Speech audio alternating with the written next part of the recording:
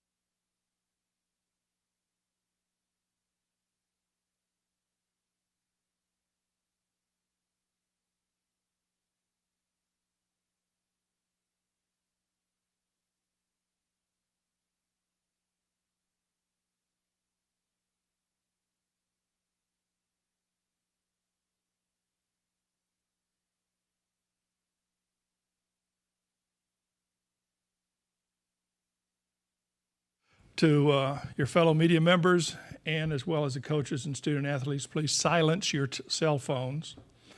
When we get to the question answer portion of the news conference, please provide your name and media affiliation each time you ask a question. And recording this press conference on your video, recording the video on your phone is not allowed. And we'll address questions in the rooms first, and if we have any, we'll go to the Zoom. First of all, Coach Jarrett, congratulations. It's been a journey, hasn't it? Give us an overview of Notre Dame in the College World Series. These guys have been exceptional. This is our 13th trip this season. The pathway here was obviously difficult. Had a great run through the league. We're just a hair shy of winning our division. I guess even the overall ACC title probably came down to the last weekend.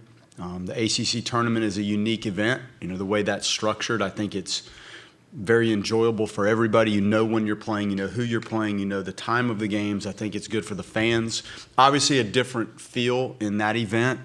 And, you know, to go to Statesboro, you had Georgia Southern, Texas Tech, Greensboro. Greensboro played 7 games in their conference tournament and, you know, had to really work hard to win that championship and earn their way in. Obviously, they had a phenomenal run. And us, I would venture to say that was as competitive as any regional I've seen. You know, you had 3 clear top 25 type teams. Georgia Southern's fans were very into it. The atmosphere was great. Texas Tech is a championship level team. To perform the way we did in that regional was impressive. Our guys functioned on all phases of the game. Then you look at where that puts you. Arguably one of the best teams in the history of college baseball at Tennessee. They're dynamic.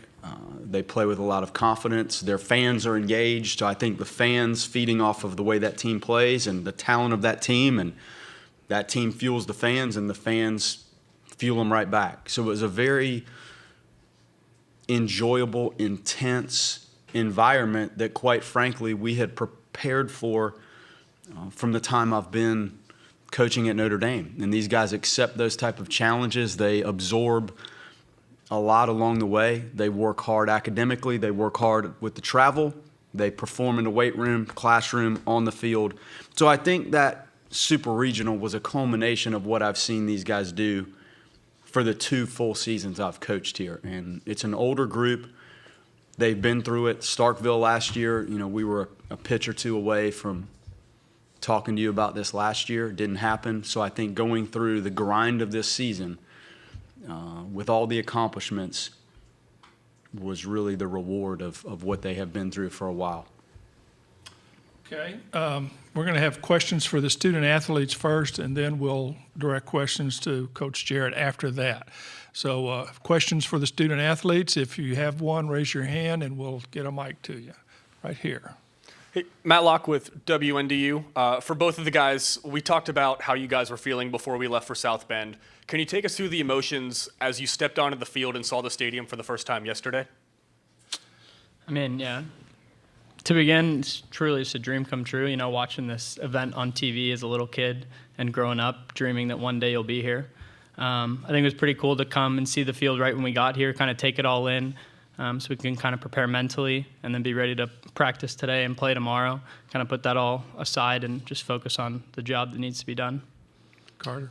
Yeah, completely agree. I think when you kind of walk down that tunnel and step onto the field for the first time, you're kind of speechless, just because this is, every college baseball player's dream. But like Ryan said, once we were able to kind of walk around, get our bearings, and experience that, I think it allowed us to come out today and really focus on what we were trying to do and get ready for tomorrow. Okay, Joe. Tyler Horka, Blue and Gold Illustrated. Ryan, before the Super Regional, you had a pretty confident statement. You end up backing it up. I'm just curious, did you think anything of that when you said it? And then, you win 2 out of 3 games. Obviously, it came true. Where does that confidence come from? How do you guys get that swagger, that edge that you play with? Well, to begin, I think the comment might have been blown out of proportion a little bit, but it all stems from just the confidence in every single person on our team from 1 to 40. We've been through so many experiences that everyone has confidence in the person next to us and our coaching staff, and everyone goes out there and just plays with energy, passion for the person next to you, knowing that the next guy's going to back you up. And in that situation, obviously we're going into play the best team in the country that everyone said, and we just knew that if anyone could beat them, we could, because we're experienced, have been through it, played in a hostile environment last year. And really the comment just meant that I had confidence in my team going into that and that they shouldn't take us lightly. Okay, right here. Jacob Timian, MavRadio.fm. This is for both Ryan and Carter. Is it safe to say after your Super Regional win against Tennessee that you're coming into this College World Series with kind of a chip on your shoulder and just playing with nothing left to lose? Yeah, I definitely think we played this whole year with a kind of a chip on our shoulder. I think that's kind of the mentality that our team likes to play with. I think, we care for one another, and we know that we have the confidence, to go out and beat anybody. And so I think we're going to carry that over to this week, take it all in, but we know that we still have one job to do, and that's to win a national championship. Yep, I agree with everything you said. Obviously, you can't get complacent in that. Every team here is very good and is here for a reason, so just need to continue to play the way that we play and go out there and show what we're made of. Tyler, you had another question. Tyler Horka, Blue and Gold Illustrated. For both guys, how do you balance the, coming off of beating the number 1 team in the country, like you said, and now there's 7 other really good teams here, and you have to focus on 3 of them first. How do you balance what you guys just did with, okay, now we've got another round of really good teams, and, they saw what we just did, and we have to take care of that? I think we have a certain level of confidence given the competition that we play on a weekly basis. I mean, every team in the ACC is a championship level team and can beat you on any single day. So we've had to play with that focus every game this season. And I think the biggest thing of it all is just to kind of forget what's happened in the past. Again, it all comes down to one game, one pitch at a time, and just play how we play. Yeah, completely agree. I think obviously you enjoy that win, but to see everyone back in there lifting and at practice, you could tell that everyone is focused on the next person we're playing or the next pitch. And so I think, just taking it one game at a time, taking it one day at a time, really helps this team just stay focused and locked in on what we have to do. Okay, Mike? Mike LaPresse, NCAA.com. You mentioned earlier that this is the dream of every college player.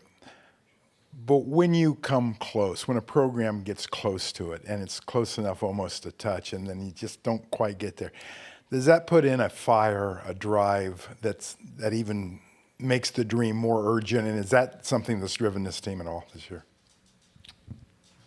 I would say yeah. I guess looking at it when you're younger, it does kind of feel far away and feels like there's a long way to get there. And with what we did last year, we felt we were right there, a few pitches away. And since that loss, I mean, we've come back and worked every day with one goal in mind, and it's to get here and ultimately win the whole thing. I would say that feeling definitely had a part in this. Yeah. Carter? Yeah, I think, when you have to go through that and watch, Mississippi State dogpile, and just to see them experience that, I think that is kind of something that sticks with you for a long time. And I think that stuck with a lot of us. I think it kind of pushed all of us. We knew that we were a good enough team to make it to Omaha. I think you could tell by that from that series. And so we knew that we just needed to get back to work, continue to trust in each other, trust in the coaches, and ultimately it would all work itself out, which it did this year.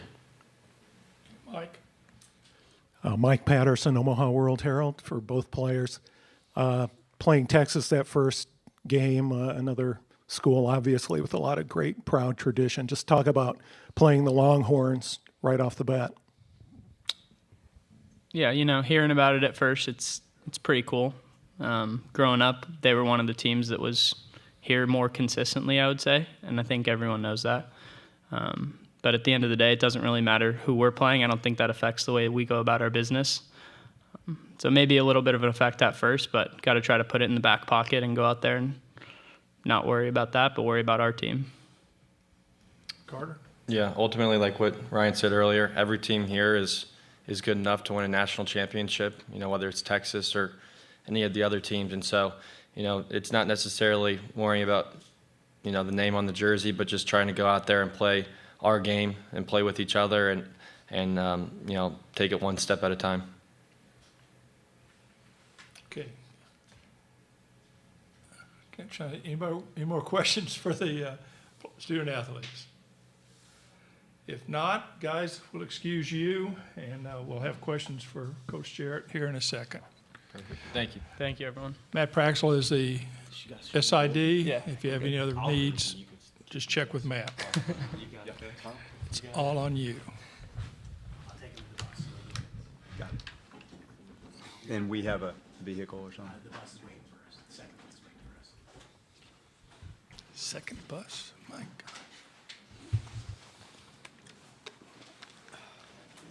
Thank you, guys. Good luck. Thank you very much. Okay, Joe, questions for Blank? Yeah, Joe Nugent, WOWT TV here in Omaha. Rich Wallace was the first guy off the bus yesterday. A bit of a homecoming for him. Can you explain what he has done for your team this year, the value he's brought? Well, he's multidimensional. I think he's a lot like the guys that just spoke to you. When you're recruiting at Notre Dame and you're asked to take the program and hire a staff, this is a national quest to find students that are capable of getting into Notre Dame. And then you could layer in the baseball talent that's required to play at this level.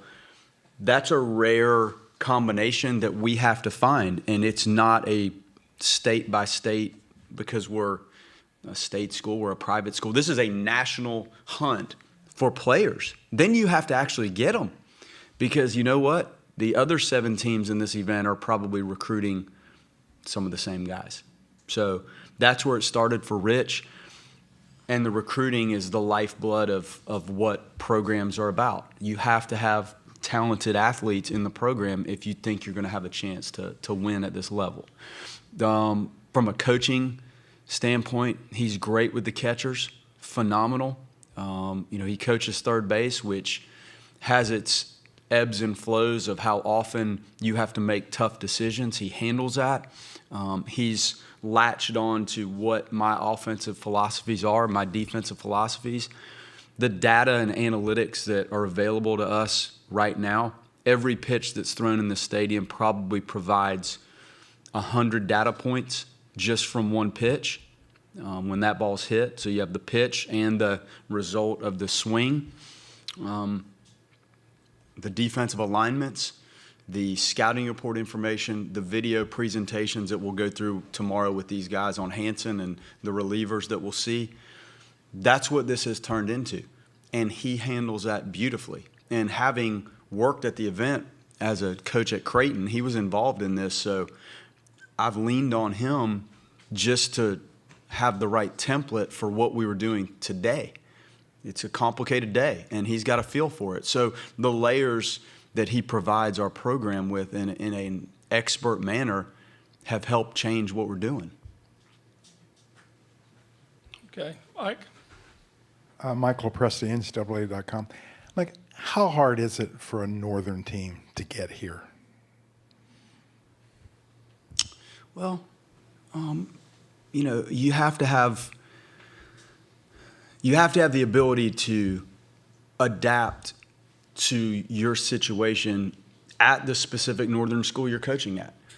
I've had to change how I practice, when we practice, where, why, how long, how you do your preseason. The fall is probably the only thing that I could take my schematics for how I did it before and do it here.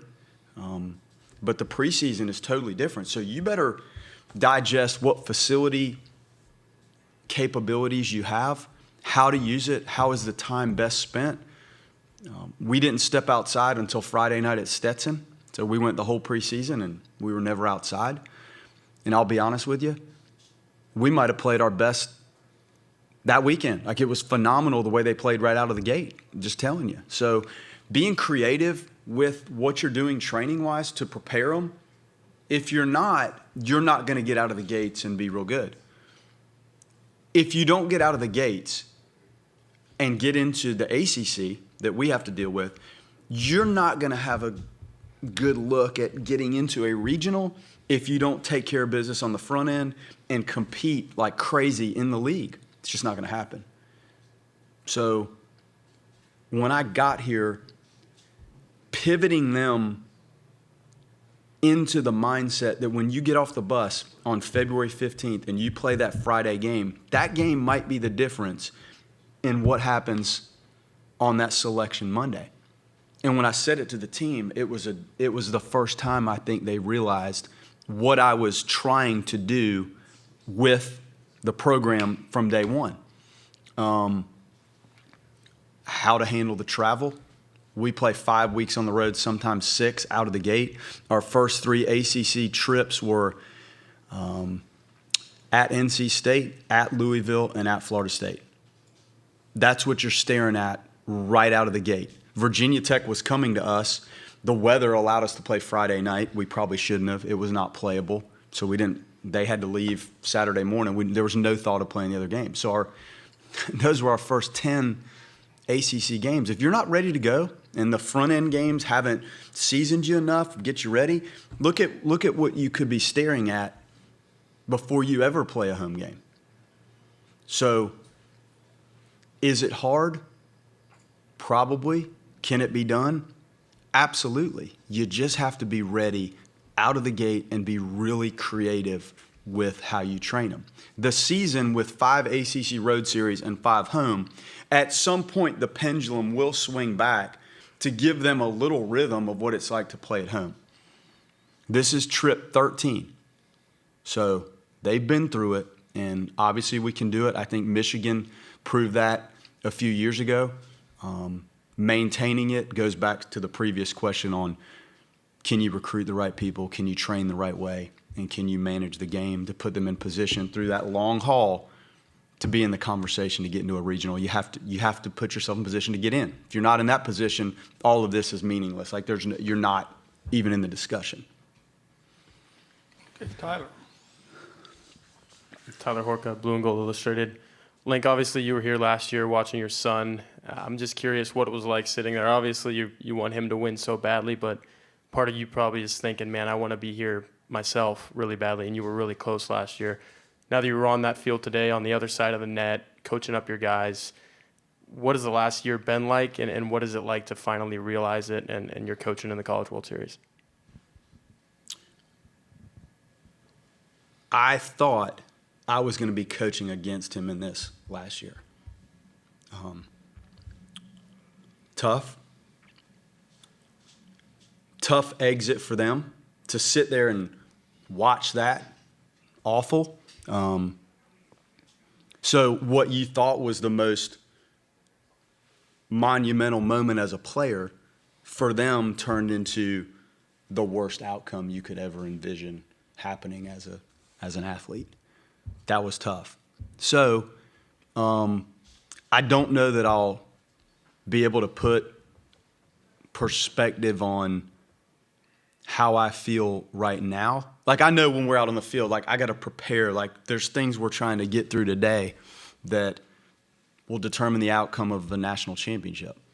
So, but when he gets here tonight and we're going through the opening ceremony, does he want to walk on the field tonight with us? I don't know. Like, those are things last year that happened to him and the team that's tough. So I just want him to be at peace with what happened, and he got them here.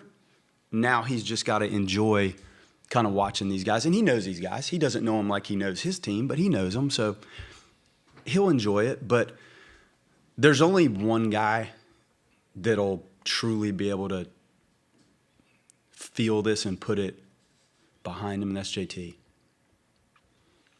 Okay, right here. Daily, John Bryce, Irish Sports Daily. You've talked about this being your team's 13th trip. I think you've got 23 wins already this season away from home. Do you almost feel like you guys have as much or more routine away from home than you do at home? We better, John. You try to create what it's like to do it the right way on the road, and then you try to create the right way to do it at home. Like, so, again, you have to be really good in both instances to have a chance to be in the discussion for any sort of postseason stuff. So we have to be really comfortable. And the thing about it is early, when it's all road, it allows you to come up with rhythm and things you want to do on the road. Once you get through the travel and get to the hotel and start the process of preparing for the games, we do have a way that we like to do it. We also have a way we like to do it at home. So you have to really be good at figuring it out on the road. And then when it's time to, we had some series in a row at home late, not a ton, but you do. And it just eases the burden of them and sitting in O'Hare, sitting in Midway, and sitting in Charlotte to wait for a flight. And then Sunday, packing up the hotel and scrambling and playing the game and jumping and bussing somewhere and flying and getting to O'Hare at 11 o'clock and bussing 2.5 hours back to the field, and you roll in the locker room at 1 or 2 in the morning. And sometimes that's 4 or 5 weeks in a row. So, yeah, you got to be good at both.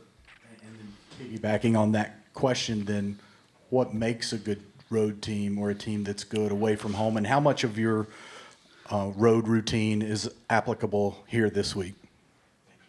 Yeah, well, all of it, really. The timing of what you do before the game and where you go, and the BP stuff, it's not going to be consistent across the board. It's just not. Like, some days you're going to have to hit in the cages, like in this event, and that happened in the regionals. So you just try to, once you count down, probably like football, like their itinerary probably has a list of this is what's happening 3 hours before the game, 2 hours before the game, 1 hour before the game, and you roll through it. So there is some commonality in what it feels like. Your first part of that was what? What makes a good road team? They have to focus on like the details of the game, because all of the things going on around you and how the place plays and the people and the noise, you have to essentially whittle that down to the details of the competition. And that's really what matters the most. So the sooner they can get to that point in the first game on Friday, like they did in Knoxville, and just it doesn't matter records, crowd, noise, can't hear, can't think. What matters is what's going on the field. So I think that's what it is, and being able to handle some adversity, right? You're going to handle some things on the road. It's not your home field. So can you play through some of the things that inevitably happen in any of the games? But it seems like it probably happens a little bit more on the road. Just the familiarity with the dimensions, how the surface plays, but you got to play through it, and you can't let it snowball on you. I think that's why we got out of there in Knoxville, is because we took some blows, right? They delivered, but it wasn't knockout type blows. It was little punches along the way. And on the road, if you've been through it and can handle that, you have a chance to escape and get out of there. Okay, Mike. Michael Press, NCAA.com. What memories do you cherish most of your own playing experience here? And as part of the trip last year or this year, do you hop up to Rosenblatt, the place up there that they still have the diamond, and kind of remember back at all? I mean, what do those memories mean to you at this point as a player? Well, two of my teammates flew one from Key West and one from Tampa to be at this. They're in my hotel, and you remember the guys on the team. These guys that were here, they'll remember each other as much as anything that they'll do within the game, I think. I remember how badly at shortstop, when you're trying to close out these games, you just would hope there was a ground ball hit somewhere where you could field it and get an out. And you knew you were one out closer to winning a College World Series game. I remember that feeling. And we talked about it in practice a lot, like that taste of collecting the last 6, 9, 3 outs of these games. It's real. And that intensity to figure out a way to run down a fly ball or pick up the bunt at a critical time and get an out, the magnitude of trying to finish off a breaking ball, like feeling how important each one of those pitches are, that's what I'll remember the most. I can't remember. I mean, some of the hits and some of the plays I remember sporadically, but it's more the feeling of the guys on the team and then how badly you just wanted to do something to finish those games off. Okay, Mike Patterson. Coach Mike Patterson, Omaha World Herald. Can you tell us who your starter is going to be tomorrow night, and just talk about the challenge of playing Texas the first game? Bertrand will pitch. And to be honest with you, from what I've looked at with Hansen, I think you're going to see similar good lefties. Good. I mean, I think there's a lot of similarities. I haven't seen him firsthand, but we'll go with Bertrand, and it's a good matchup. And it's interesting that both of the lineups are a little right-handed heavy. There's a chance. I don't know exactly what they're going to do, but I mean, with our switch hitters in there, there's a lot of righties, and they have a ton of righties, and they've got some big Melendez and some of those guys. It is a potent, physical, right-handed hitting group. So Bertrand's secondary pitches are, they're clearly going to have to be better than they were in Knoxville. And that fastball command, the margin of error when you're facing guys that are this physical and talented, it's diminished. Like, you can't live in the middle of that plate. So I think looking at it from big picture, you have some similarities in the team. I think both guys do a good job fielding their position, controlling the running game. So you don't get to this point in the season unless you have those type of guys to run out there in these championship events. And I think you'll see some really, really well-played, well-pitched baseball. The ball was not carrying it all today. To think about what it was doing in Knoxville and then to take batting practice here, we didn't hit one ball out, no problem. But in Knoxville, I don't know how many home runs we hit, but it was like we were driving balls, and so were they. So the dimensions and the way it plays, the grass grabs the ball. So that plays into the pitcher's hand, and you got two really good ones going at it. Okay, this will be our last question over here. Coach Jason Patterson, Eye on the College World Series. We've talked about it, been here as a player, you've been here as a dad a year ago, and now as a coach. Can you just put into words for fans out there what it means to be here from whatever perspective because of what Omaha means to college baseball? How do you put into words, whether you come here as a dad, whether you come here as a player, whether you come here as a coach, what it means to be in Omaha on a week like this? When you say Omaha, I think the country knows exactly what you're talking about. Yeah. When you say Augusta, I think because it's in the same spot and the community embraces it and continues to embrace it harder than when I played here, this has turned into a spectacle that would be right up there with some of the other great events. This weekend, as a parent last year, this weekend from seeing it from the outside of the stadium coming in, you don't really see that when you're on the inside of the stadium, right? You jump on the bus, you get here early, you come on in, and you get out, and you're like, there's a lot of people here. When you're outside as a parent, there's 10 times the people running around. So the spectacle of it, it's awesome. And I enjoyed all three parts of it, like playing the tunnel vision of how do we get this done as a player. I don't think I was as aware of what was going on around me. I didn't really want to go get caught sitting somewhere for 3 hours trying to eat. I just wanted to do my thing and play and try to find a way to win. As a parent, this is great. We can go sit and eat all you want. He's in the cage. They're at practice. They're doing weightlifting. We'll see JT later. That was pretty fun. Now, I was not happy at the time because I was a couple days removed from losing to come here. So that was fun for a little while, and then last year turned to not fun in a hurry for my son and for NC State. For JT, it was tough. That was awful to go through that. Awful.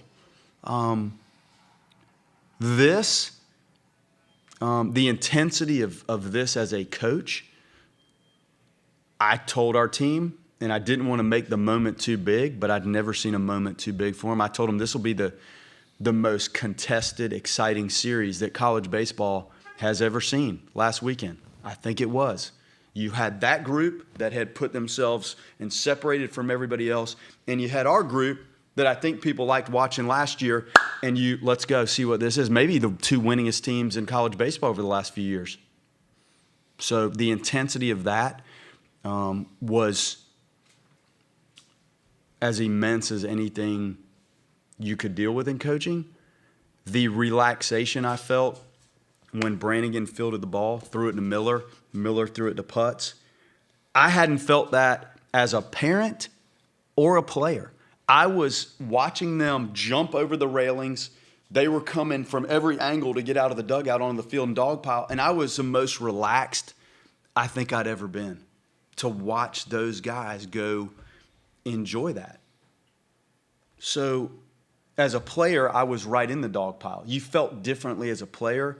As a parent, I was probably not the normal parent in this because of my job, but I tried to be. And then the coaching part, just so calming and fulfilling to watch them move past what happened 1 year ago and see it in a place where I don't know how many people thought we were going to go in there and win. So 3 totally different feelings, all pretty special. Thank you. As a reminder, locker rooms are closed to all media at all times. Please check with the team's SID for additional requests. Matt was here earlier.